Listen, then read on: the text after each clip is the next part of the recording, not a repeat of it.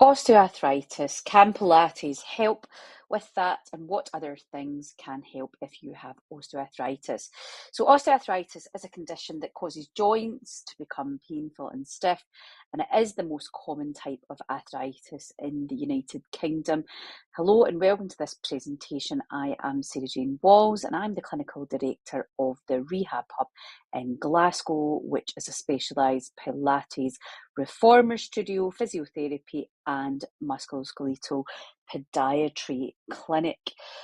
So in this presentation, we are going to go through osteoarthritis, whether Pilates can help with it, physical therapy and other treatment modalities that can help. So signs and symptoms of osteoarthritis. So the main signs and symptoms of osteoarthritis really are this kind of pain and stiffness, possibly problems moving your joints, and you might have some tenderness around it. You might hear some noise, that kind of crepitus type noise.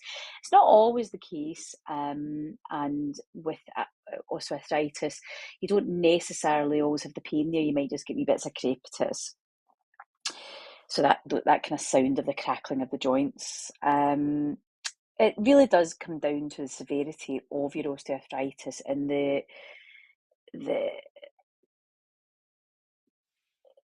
symptoms really do vary. So you could, for example, look at a person, say, for example, we had two x-rays and we were looking at the bones of, say, for example, a hip. And you could have one hip and the x-rays look pretty similar, and you could have one person who's in severe pain and the other person who's not got any pain, but their symptoms look similar. So it doesn't always correlate to what maybe an x-ray would show, and actually we wouldn't, getting an x-ray wouldn't generally be something that you would be doing, but we'll get to that further on in this presentation. So as I said, symptoms can be mild, but for other people they can be absolutely life-limiting. I myself had a full hip replacement in 2021 due to osteoarthritis in my left hip. It can be pretty miserable and can have a really negative impact on your normal daily health outcomes, and just having a normal healthy life disrupts a lot of things like your sleep, your eating. If you're on medication, it can be pretty miserable. Some of the side effects of them are grim. Now, what causes osteoarthritis? Basically just normal life. Your joints basically are exposed to this low level damage, but normally your body would just repair that and you wouldn't experience any sort of pain. But in osteoarthritis, the cartilage, this protective cartilage that's at the end of your bones, essentially breaks down, and you get this pain and swelling and problems moving your joints, and you end up in some instances with lots of bony growths around the area, and it can become really red and swollen and really sore. The exact cause, we don't know. But we know of things that contribute to it. These are overuse. This is why a lot like myself, I used to be a runner, I ran the Scottish running team. And when you've got at running at that elite or a sport at an elite level, and I see that particularly importantly because exercise, and particularly running is very good for you. It's a great thing to do, so don't be put off by running. What we're talking about is those athletes at an elite level, so they get that overuse injury, and that has been shown in research to increase the cause of osteoarthritis. You might get secondary arthritis that may have happened due to maybe you've had an injury, maybe you've had surgery, maybe you were in an accident earlier in your life, and it's more likely that you'll get what's called secondary osteoarthritis or arthritis. It might also be from damage from something where, like rheumatoid arthritis, so where it's more an immune system response, and also gout. So you've got this inflammation, this crystallization in the joints. Primarily, you get gout in the first metatarsophalangeal joint, so your big toe. So all of that can leave you with secondary arthritis. Your age also increases your risk of arthritis, so the older you are, your higher your risk, and that goes for many things. As we get older, we're higher risk of most things. And it just means that you're more likely to have it if you've got a family history, because it does tend to be hereditary. But we haven't identified the gene that is responsible. So we still don't fully know if that is the case, but there seems to be this correlation, but we don't actually have the evidence to support that. Being overweight, if you are carrying more pounds, it will absolutely increase your likelihood of causing osteoarthritis. And unfortunately, being a woman, our hormones, and especially perimenopause and menopause, we are more likely than our male counterparts to develop osteoarthritis. Diagnosis. So essentially, if you were thinking, have I got arthritis? Generally, what you would usually your first protocol, if you've not been diagnosed, is your GP. That tends to be where you go, but it depends where it is. So if you've got, you could see physiotherapy, you could also go see podiatry. So if it's anywhere in your lower limb, and get your diagnosis that way. You do not need to get an X-ray, and I really will say that again. There is no indication, no need to get an X-ray to diagnose that. Getting any sort of medical imaging usually would be used when we're trying to differentiate something. So we're maybe ruling out something else other than osteoarthritis, and that would be very much dependent on your symptoms. There's maybe something there where we are unsure if that is the case, so that would generally be an indication where we might send you for imaging, but it isn't something that ordinarily you need done, and you don't want to be subjecting yourself to radiation if you don't need it. So it's not something that you necessarily need. Generally, if you're over 45, that's your GP would normally look at that. As a healthcare professional myself, that would be, in the back of my mind that, what age is this person, and taking the whole history of you into consideration. It's not like as soon as you're over 45, you would just say, oh, it's osteoarthritis. That is not what your healthcare professional's doing, but it is a factor in that overall presentation of how you present, that full history of you, your full medical history, all of the background information that you're giving us about your condition, your pain, and everything that's going on. Every question that we're asking you that for a reason, to build that picture, to get your diagnosis, and then from there, a plan. Things that we will look out for osteoarthritis is we'll ask you questions about when you get the pain, when's it worse, how long does the pain actually last for? And generally with osteoarthritis, when you move, it actually dissipates. It's when you stop moving usually that the pain is quite high, and you get up and move and you're like, oh, you're just in agony. But then when you start moving, it starts to loosen out. It's almost like you're like the Tin Man that just needs that oiling and getting going. So if the pain starts to dissipate when you start moving, that's generally a sign of osteoarthritis. If your symptoms were different to that, then we'd be looking at other conditions, or we'd be ruling out other things and further investigations, and possibly blood tests and possibly x-rays, and these sorts of things might need to be done, and we might be looking at something that's more of a rheumatoid arthritis background. But it really does, your first protocol, see your healthcare professional, whether that be your GP, whether that be a physiotherapist, whether that be podiatry, if it is anything from the waist down. So that's how it's diagnosed. You can see that your x-ray is not first line, right? It's not the main thing. It's the overall, these questions that we ask you. And the biggie is looking at that overall picture, your age, all of the things you tell us, and the questioning you about, the pain and when and what eases it, and these sorts of things give us the information that we need to then confidently be able to give you that diagnosis.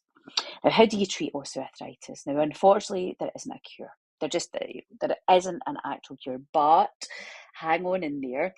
there are things that you can do, and this is what I really want to do this presentation, because there is hope there. There are things that you can make your symptoms reduce, and sometimes actually gradually improve, believe it or not. And there are a number of treatments that can massively improve your symptoms, and especially if your symptoms are not in that really, really, if we're thinking about that pain scale of 10 being the worst pain imaginable and 0 being no pain, you're not up at the 10. If you're kind of in that grumbly 6, 7 or less, then these types of things can work really, really well. So things that you can get done, obviously we know things like joint replacement right now. That's end of the road. That's the last option. So when everything else has failed and you've tried physical therapy, you've tried MSK Podiatry, you've changed your footwear, you've possibly looked at maybe needing orthotics, maybe you're carrying extra pounds and we need to look at helping you lose weight. You've done all the other stuff. Surgery is that is the final thing. Obviously, that kind of medical model as well there. I know for myself, I was on a big mix of different medication, including things like naproxen. I was on Codridamol, and actually had diazepam as well for some muscle spasms. So amitriptyline and gabapentin can sometimes be given out for these kind of things as well. And your GP is just trying to calm everything down, because if we can get you moving, if we can reduce the pain enough that we can get you moving, we know that that will be better for the joints. That's the worst thing that you can do when you've got osteoarthritis, is not move it. I know that you think, what, really?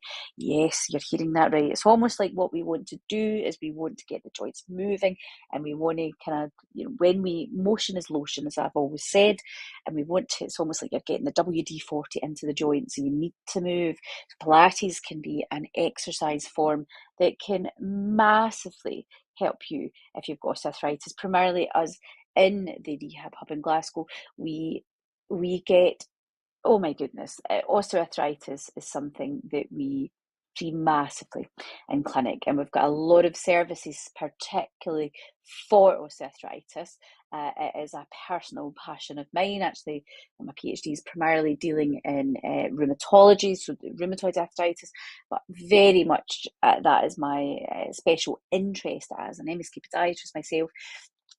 I see mainly patients who have got either an immune type of arthritis, whether it be rheumatoid or ankylosing spondylitis, or but also osteoarthritis. So it's something we are very used to seeing here. And as part of that, we utilise Pilates, particularly Pilates Reformer, because of this extra support that utilising the machine can give you from that rehab perspective. It is a beautiful exercise form that will not put that strain in your joints that maybe other types of exercise may be just not doable for you. You're just, it can be a catch-22. We're telling you to lose weight, but you can't do the exercise because you're in agony. I totally get it. So Pilates can be an amazing amount of freedom for you with osteoarthritis, and can really, really help you. Now, other things that we have available and that can help you, so things like low-level medical grade laser therapy we have in clinic. So that can help with any inflammation around the joints. So with those bones, with the reduction in cartilage, we get this rubbing and this friction against the bones. This in turn then creates this inflammatory response, and we get this where you get inflammation, we'll get pain. So laser therapy can be excellent for that reduction of inflammation. And alongside that, I should say, is magnetotherapy. One of our latest treatment modalities that we have just introduced into the clinic in Glasgow is magnetic therapy. It kind of looks like a big MRI machine. It is getting amazing results, and we particularly wanted to invest in this type of machine specifically for the osteoarticular diseases, because we have so many patients where we knew this would benefit them. So things like inflammation, bone regeneration, osteoporosis, osteoarthritis, pain, it is the thing you need to be looking at. So if you have osteoarthritis, please do reach out to us. There's many things that we can do. The other thing which we see a lot, and primarily for knees for this, now we do anywhere from the lower limb for this. So pelvis down. We do lots of knee injections for osteoarthritis of PRP, platelet-rich plasma injections. And what that is we take your blood, we spin it down, and we inject the platelets of your blood back to the area that they're needed. Now, your platelets are the part of your blood that helps regenerate, and the idea behind PRP is it is that regeneration of the tissue. Now, your body is amazing.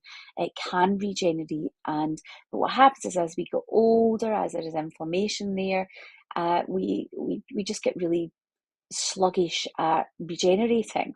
So what we're doing with PRP, it's kind of like just a bit like biohacking your body.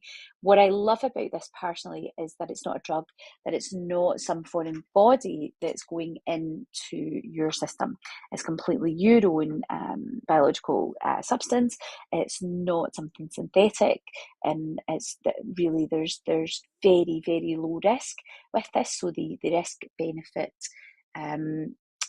ratio is very much in favour of the benefit over the risk, because there's no drug, there's no risk of damage via maybe a steroid, something like that, or which are very, if you're not aware, very much steroids is like napalm, fabulous for inflammation, but it does pretty much leave those tissues less healthy in the long run, so it's not something that you'd want to be doing first line. Other things that we have are things like Ostinel injections. Now, we really see the advantage of the Ostinel injections, again, the knee, but also osteoarthritis in the big toe. So if you've got, big toe osteoarthritis it's really, really sore. So Ostinel injections is actually hyaluronic acid, and it's not the same stuff that gets put into your face. This is particularly for joint injections, and we have Ostinel injections available here, and it's basically what what's happening, or what the theory behind Ostinel injections is we are essentially putting in a lubrication. So we're putting in a kind of replacement of what's called the synovial fluid around your joints that essentially you will have lost because of the breakdown of the cartilage. So what we're doing is we're essentially putting in a buffer. We're putting in this buffer. Now, it doesn't last forever, but certainly you'll get a good 6 months of relief from it. So it's a maintenance thing. And I should say that as well, that it is with PRP, it's the same. You would normally have 3 injections monthly of PRP every month, and then you would usually top up, usually maybe once or twice a year.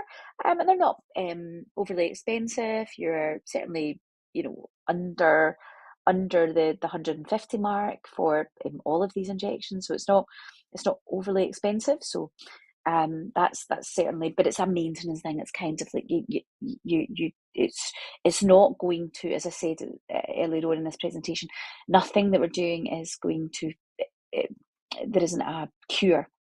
What we're doing is we're allowing you to possibly not need to go on medication, pain relief. You're maybe not having to take amitriptyline, or maybe not having to take tridimol. You're able to do something else that's a bit more natural, and it keeps you out of pain for a period of time, and then you have to eat. It's like, I suppose, just having to look after this deterioration. PRP, we get really good results with that, with the knee injections. It's pretty quick. Usually we combine PRP, especially for knees, we combine that with shockwave therapy into that as well for the best possible results, because we're trying to get that body healing properties to start healing. And we do shockwave with it, and then give you an injection from there. So other things that you can do, like you're losing weight, we know that. Footwear is massively important, so please speak to us about that. Book a podiatry appointment. It's also worthwhile, honestly, if I'm being perfectly honest, is booking, if you've got osteoarthritis, booking a gait and posture assessment. What that will do will allow us to, why have you got this in the first place? It will really give us that, well, where's your weak link? How are you loading your tissues? And then what do you do about that? Because what we might need to do is offload those joints. There's maybe some tightness, there's maybe some restriction somewhere, and without giving you a proper assessment, a proper, movement analysis, so that full 3D biomechanics assessment and an MSK assessment with that, so that's your gait and posture assessment. We're kind of guessing. Anybody's guessing if they've not looked. So, we're to give you the best possible outcome, for a positive outcome, that's something I would recommend. So hopefully that makes sense. So treated osteoarthritis, we've just went through a little bit about that, but certainly the last line would be surgery. That's if your symptoms are really severe. Now, I told you I had a full hip replacement. I can tell you that I pre-rehabbed my hip. Oh my goodness, within an inch of its life. It really was the last resort. I waited until it got miserable. It got really dark in the final few months before I had the surgery. It was grim, so much so I was barely sleeping at night. And we all know you don't get a good night's sleep. We'll try that for the best part of 6 months, really not sleeping. It's dark. Arthritis is a horrible thing. It's that deep bone throb that just is like this low level toothache just there all the time, like a slow dripping tap, just draining you of your life force. That's what it feels like. That's maybe sounds a bit dramatic, but really that is how I felt. It was dark. It was very dark. Now, surgery has its place, and I can honestly say, having my hip replaced, it wasn't, and I'm still in my 40s. It was a devastating thing for me to have to do, but I reached the end of my road. I couldn't, and I was on a lot of medication, and by that point, I was getting all these side effects from that medication as well, and I just did not want to continue that way. To be honest, I had no option. I had to get the surgery. That is a personal thing for you. One of the great things that we do within the Rehab Hub is we have pre-op plans there as well. So no matter where you're at, we're able to support you and help you. So we've got so many clients that want to delay their surgery. They know that possibly down the line they're going to have it, but they're just not wanting it. Maybe they want to leave it until they're a bit older so that they're getting the longevity out of that. Whatever your reasons are, maybe it's you need to lose weight before the surgery. Everybody's got different reasons. Maybe it's we've got some clients in their 70s who are doing a lot of conservative treatments, things like PRP injections. We've got a lot of men in well into their 70s who've got knee osteoarthritis, bowing of the legs, medial aspect of the knee, that inside part of the knee, just louping, not able to play their golf anymore.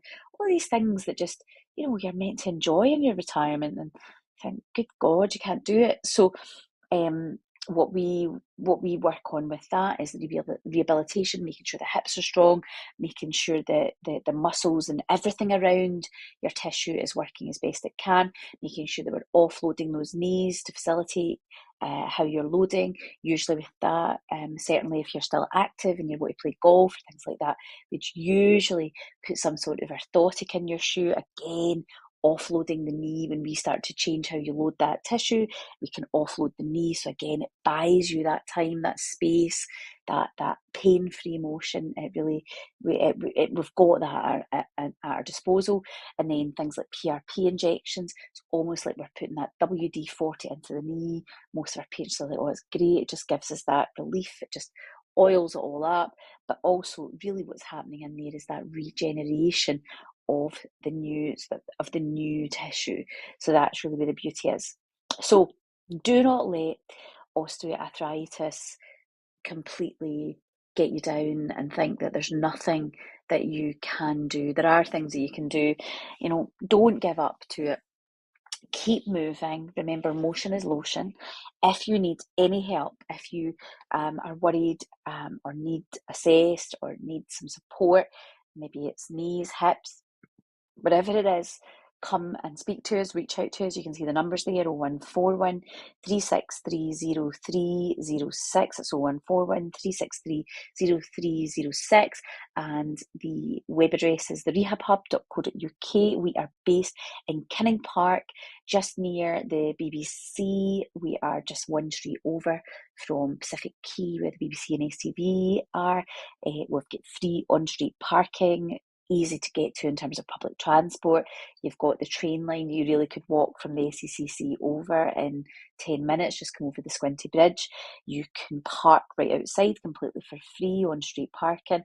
You've got Shields Road or Kinning Park Subway, which are under 10-minute walk to our clinic as well. It's really, really easy to get to.